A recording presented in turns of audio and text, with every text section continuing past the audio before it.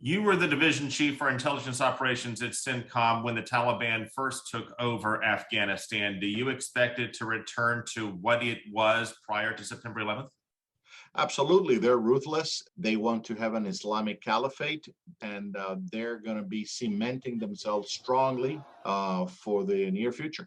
All the equipment that we armed the Afghan security forces with also is in the hands of the Taliban.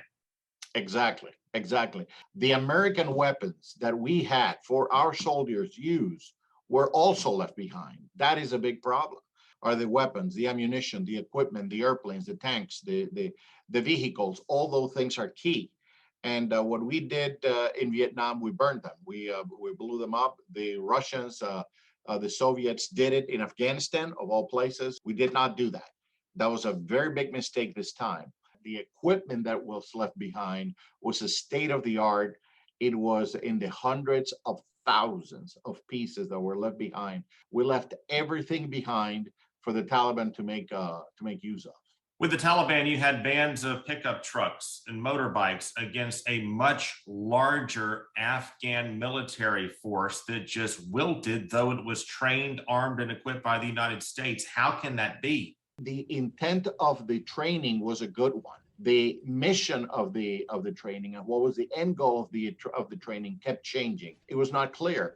It was to a point that we were teaching the Afghan army to fight alongside us, not to fight independently, and not to fight with the understanding that there is one common enemy. It was not ingrained in their training. Taliban is the enemy. So when we left, their codependency on the United States kicked in. They didn't see that they have any way out, and they wilted and they ran away. What more could we have done, or what should we have done differently? One of the things that we failed to do for 20 years was go into the madrasas, develop allies in the madrasas, in the Islamic schools, to do away with the Taliban way of Islam. Today, 20 years later, the guys that are fighting for the Taliban were not even born when we were there the first time. They had to learn this somewhere.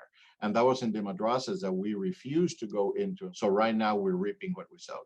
You're saying this was really a failure 20 years in the making. Absolutely. The public can say all the precedents since 9/11 are at fault, and that is true. The problem is that right now the White House did not have a plan.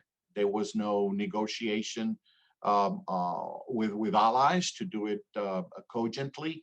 From the military perspective, the amount of equipment was just ridiculous left behind. The people that work with us, translators, etc., were also left behind. There was no plan in place to bring them back. But what, if anything, can we now do to prevent a humanitarian disaster, a massacre within that country of those who cooperated with the United States, of women and of children, and to try to prevent it from becoming a base of operations yet again for Al-Qaeda or ISIS or who knows which band of terrorists next? Well, they're coming back. There's really nothing we can do, sadly to say. But what I would be afraid of doing is that they would be doing another 9/11. They would be planning events of that magnitude again, not in Afghanistan, but in headquarters in the area, and attacking Europe, attacking the United States, and even South America.